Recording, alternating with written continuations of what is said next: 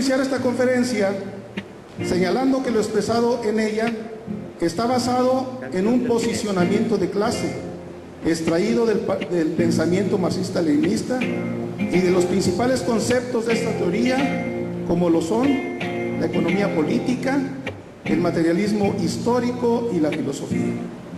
El marxismo nos enseña que la humanidad tiene un desarrollo ascendente y que es la lucha de clases, la que ha transformado a la sociedad, logrando cambios radicales, revolucionarios, ascendiendo siempre a nuevas formas de convivencia humana, creando las diferentes formaciones socioeconómicas que son el régimen de la comunidad primitiva, el esclavismo, el feudalismo, el capitalismo y la lucha de nuestros tiempos, el socialismo científico, antesala de la sociedad comunista. Marx y Engels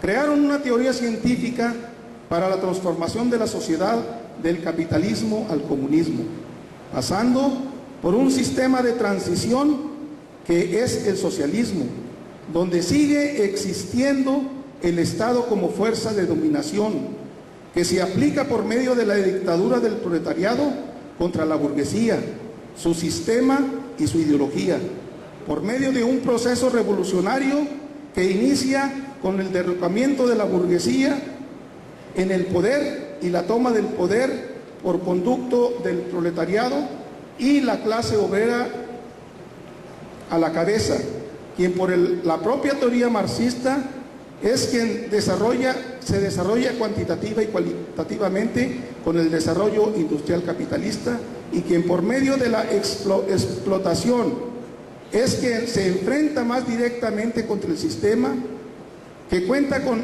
armas que enterrarán el trabajo asalariado y a la burguesía explotadora, ya que está ligada directamente a las cadenas productivas. Para explicar lo anteriormente expresado, tenemos que ir a la propia teoría marxista y reflexionar sobre las relaciones de producción de las que hablaba. Dice Marx, ya que en el proceso de producción los hombres entran en determinadas relaciones los unos con los otros, no pueden producir sin asociarse.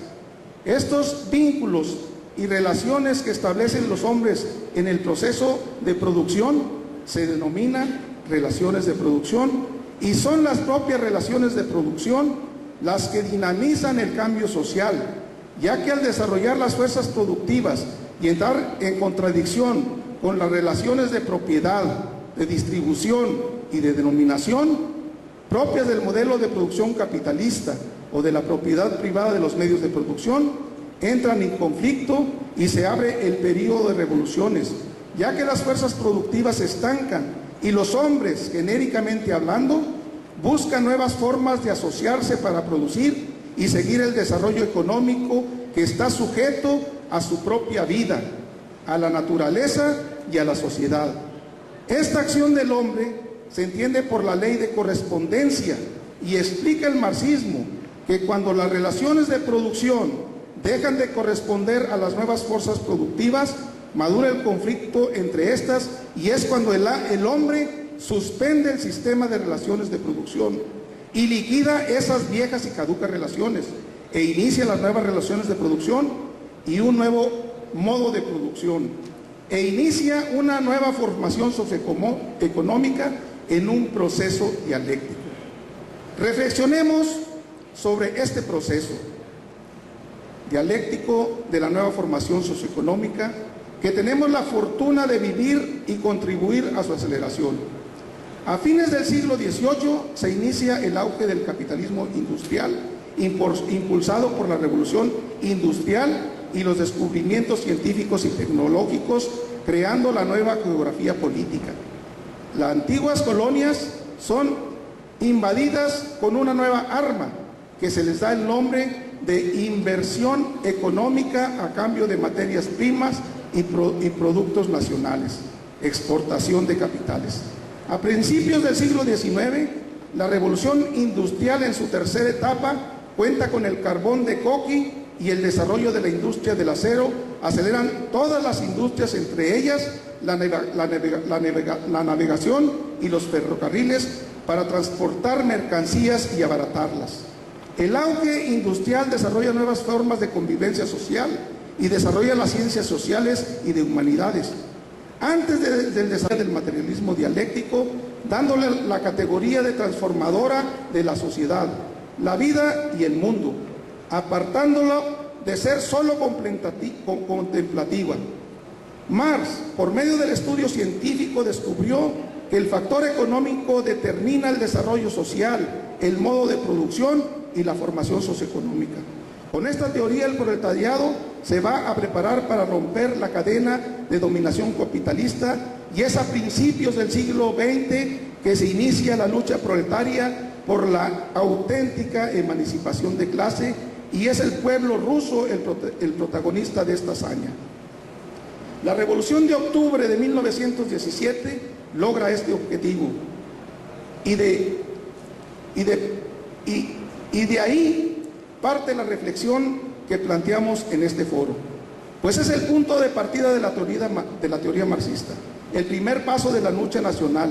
El manifiesto del Partido Comunista dice: por su forma, aunque no por su contenido, la lucha del proletariado contra la burguesía es primeramente una lucha nacional.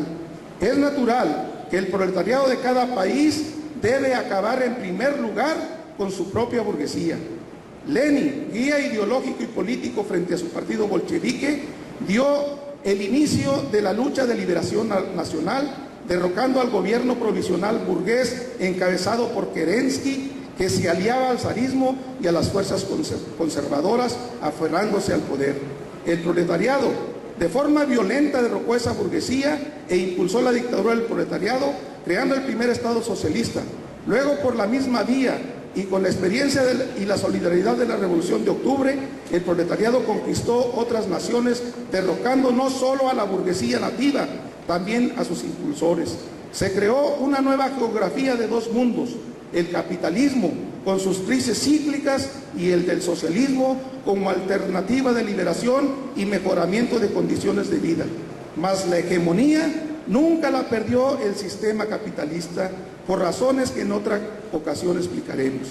Si bien la Revolución de Octubre abrió el camino al socialismo y al cambio social, cambió las relaciones de producción en una parte del mundo, no se puede tomar como el fin de la historia, sino como una experiencia para despejar el camino y ser objetivo y tomar en cuenta las condiciones para recorrer el camino. El manifiesto del Partido Comunista. Mas para oprimir una clase es preciso asegurarle unas condiciones que le permitan por lo menos arrastrar su existencia.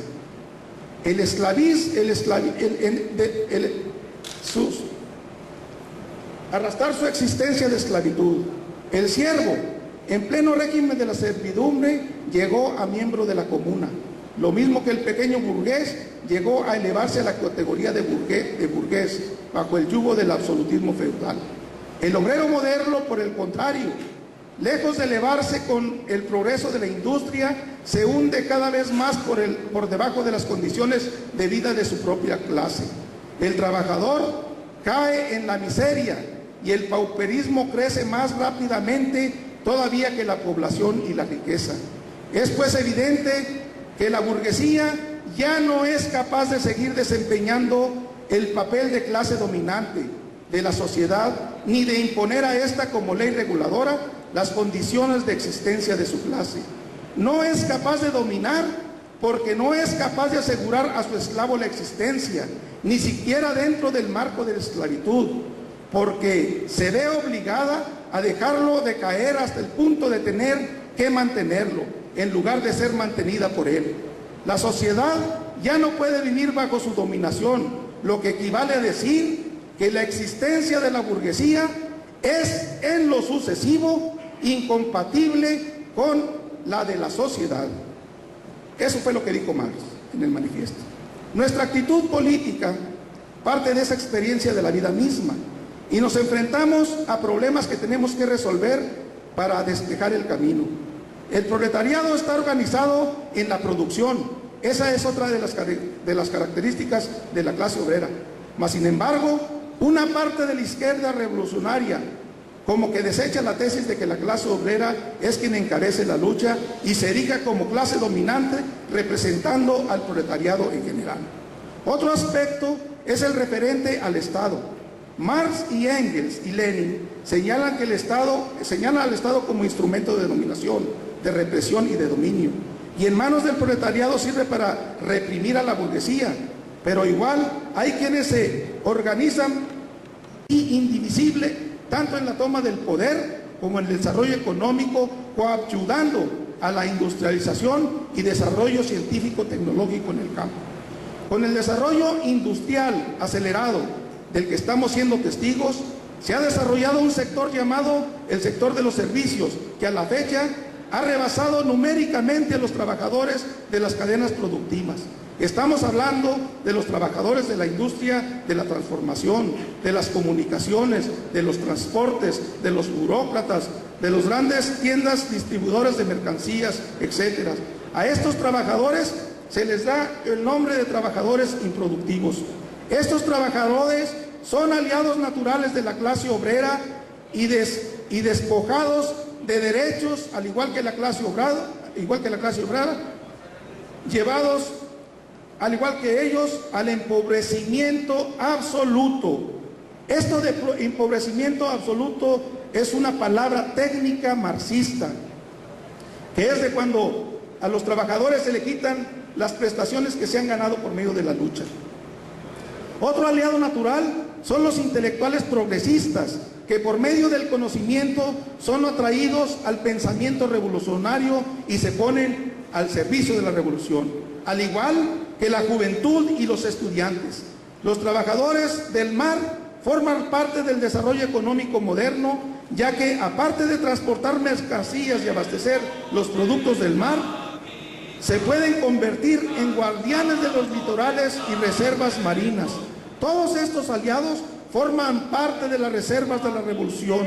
De ahí que la clase obrera debe estrechar lazos de unión y solidaridad con estos estamentos sociales. La revolución proletaria está en marcha y tiene perspectivas.